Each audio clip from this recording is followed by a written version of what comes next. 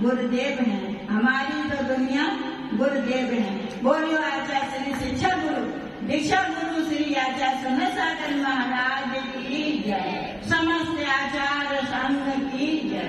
सब साधुओं को आचार्य को नमोस्तु, सब साधुओं को नमोस्तु। माता जी को बंदना चलेगा, माता जी को इच्छा में मारे।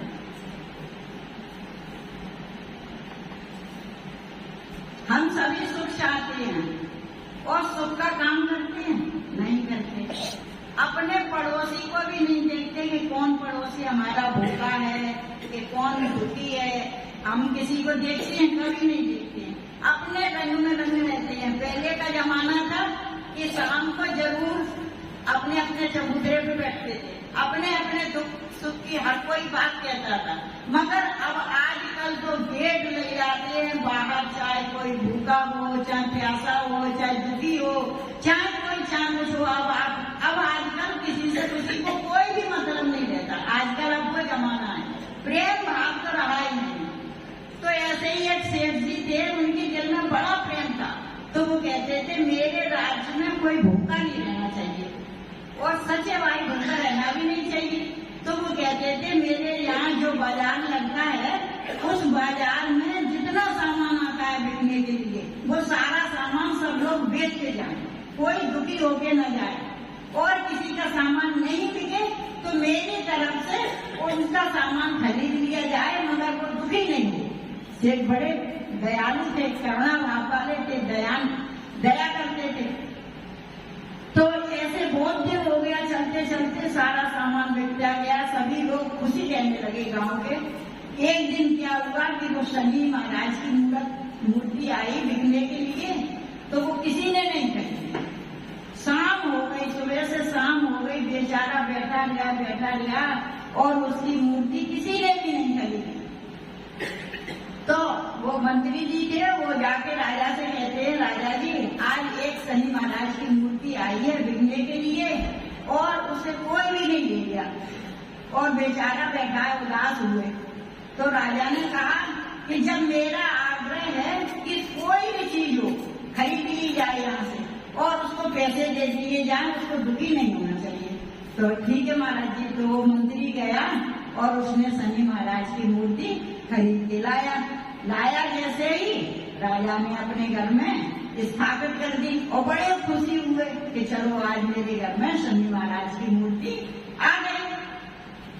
अब राजा थे बेफिक्र हो गए, अपने सो गए, लेटे तो लेटे बड़े खुश होके ले गए। उनके तो मन में कोई भाव नहीं था, वो तो सत्य के।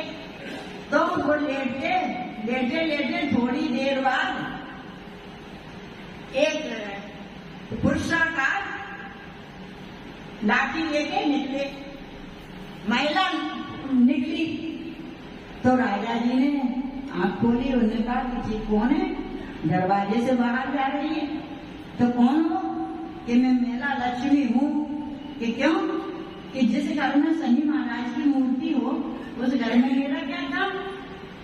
तो मैं अपने घर से जा रही हूँ, आपके घर से। तो राजा ने कोई फिक्र नहीं की, उन्हें कहीं जा रही है तो जाने दो। और राजा जी लेटे रहे, फिर वो लेट गए। फिर उसके बाद में पुरुषाकार एक वैभव निकला। तो राजा जी ने फिर देखा तो उन्हें कहा अरे ये कौन? कि मैं पुरुषाकार वैभव हूँ। कि क्यों जा रहे हो? कि देखो अब आपके घर में शनि महाराज की मूर्ति विराजमान है और लक्ष्मी भी गई, तो हम क्या करेंगे? हमारा क्या काम? तो राजा ने कहा बड़ी उलझन है ये तो। तुमने कहा चलो कोई बात नहीं। तो राजा फिर लेटा रहा। फिर उसके बाद में सुकन्या कीर्ति निकली। फिर थोड़ी देर हुआ तो फिर निकली। तो फिर राजा ने देखा कि आप कौन हो? कि मैं सुकन्या कीर्ति हूँ। कि क्यों? कि जिस घर में शनि महाराज की मूर्ति हो और लक्ष्मी भी गई, वैभव भी गया, अब मैं कीर्ति हूँ, मैं भी चली। तो राजा बड़ा परेशान, लेटा सोचता रहा, नहीं उठा। उसने कहा ठीक है कोई बात नहीं है। फिर उसके बाद राजा अपने आप से सो गया आराम से, कोई बात नहीं। फिर उसके बाद में एक तेजस तपस्वी लाठी लिए और चला जा रहा है। उन्होंने कहा कौन? कि मैं हूँ।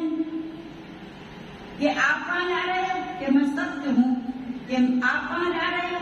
कि अब लक्ष्मी भी गई, वैभव भी गया, कीर्ति भी गया, तो मैं क्या करूँगा? तो एकदम ठनक के राजा उठा और बड़े जोर से पैर पकड़ दिए कि सत्य पे ही तो मैं टिका हूँ, सत्य की तो मैं खोज करता हूँ, सत्य का ही मैं हूँ। सत्य की वजह से मैंने शनि महाराज की मूर्ति मंगाई, क्योंकि मेरा सत्य का नियम था कि मैं किसी को भूखा नहीं रखने दूंगा अपने राज्य में। उसी की वजह से तो मैंने मूर्ति मंगाई। वो आप सत्य के छोड़ के हमको जा रहे हैं, सत्य को मैं कैसे भी नहीं जाने दूंगा। राजा एकदम उठा और जोर से पैर पकड़ के और ठिठक गया।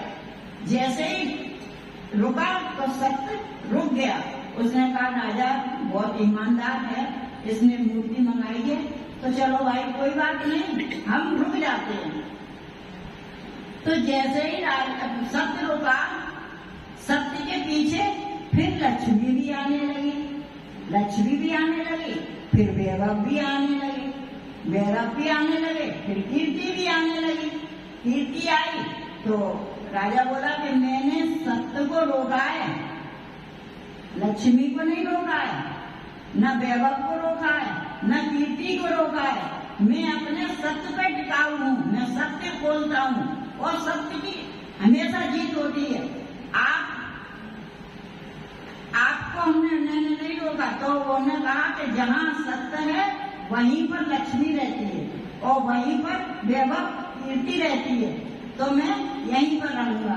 तो वहाँ पर लक्ष्मी, वैभव, कीर्ति चारों लोग रहने लगे और रहते हुए तो राजा बोला कि देखो, कभी प्यासे को पानी पिलाया नहीं, बाद अमृत पिलाने से क्या फायदा। कभी प्यासे को पानी पिलाया नहीं, बाद अमृत पिलाने से क्या फायदा।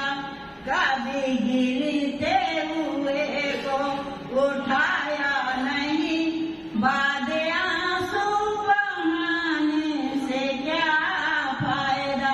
देखो ये सही है, घर में माँ बाप भूखे होते हैं, एक घर में 4 बेटे होते हैं, तो चारों बेटे माँ बाप एक माँ बाप 4 बेटों को पाल लेगी और दोनों माँ बाप बेटे मिलके माँ बाप को नहीं पाल पाते। आजकल क्या जमाना है कि 4 बेटे हैं तो बेटे बड़े हो गए, पैसे वाले हो गए, तो उनको घमंड आ गया और माँ बाप को बांट देते हैं। कहते हैं घमंड में आके कि एक महीना रखना है तो अब माँ बाप 4 बच्चों को पाल लेते हैं और एक माँ बाप को 4 बेटे मिलके नहीं पाल पाते हैं। बाहर माँ लेती है, अंदर से बेटा आया बाहर से, अगर माँ से 2 शब्द प्रेम के बोल दे, माँ कैसी हो, क्या कर रही हो, तो माँ का उसी में पेट भर जाता है। माँ कुछ और थोड़ी चाहती है, माँ केवल अपने बेटे की ममता चाहती है। तो 4 बेटे मिलके माँ बाप को नहीं पाल पाते हैं। तो कहते हैं कभी प्यासे को पानी पिलाया नहीं, बाद अमृत पिलाने से क्या फायदा। मैं मंदिर गया, पूजा आरती की, पूजा करते हुए ये ख्याल आ गया, कभी माँ बाप की सेवा की नहीं, रोज पूजा को करने से क्या फायदा। कभी प्यासे को पानी, मैं थानक गया, गुरुबाणी सुनी, गुरुबाणी जो सुन के ख्याल आ गया, जैनी कुल में हुआ जैनी बन ना सका, ऐसा जैनी कहानी से क्या फायदा। मैं काशी बनारस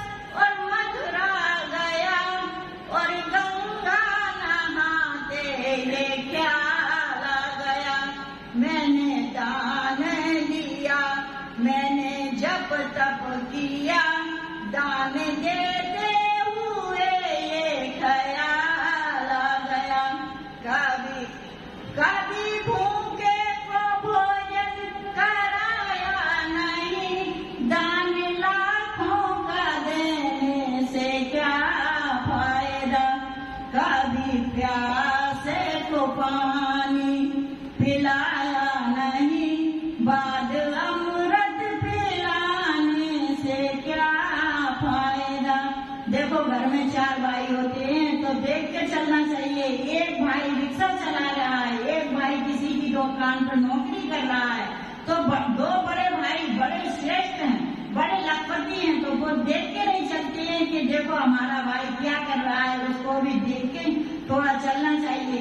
और उसको यही तो करुणा भाव है, दया भाव नहीं है तो कुछ भी नहीं है। दया भाव करके रहना चाहिए, दया भाव करनी चाहिए। बोलिए आचार्य सुंदर सागर जी महाराज की जय।